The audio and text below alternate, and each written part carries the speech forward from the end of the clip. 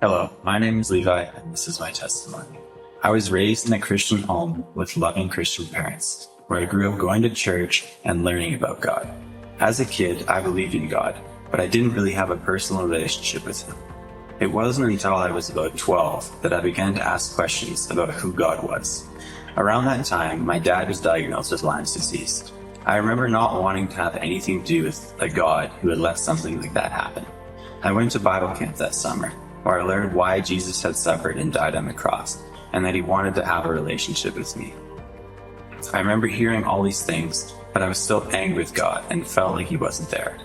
After that week at camp, I remember I was in my room, and I asked God if He was really there and why He had let something like this happen. After I had asked this, I had this feeling of peace in my heart. It felt like God was showing me how He is always in control and that I could put my trust in Him. At that moment, I knew that God was always going to be there for me, and I gave my life to Him. Walking with God as I've grown up has really shown me how imperfect I am and how much I need God in my life. There have been many times where I've tried to live my life my way and put God in the back seat. This has always led me to have this empty feeling in my life, and the only thing that fills that emptiness has been God. I found that when I put other things before my relationship with God and don't worry or read my Bible, the worries and stress of life can get overwhelming.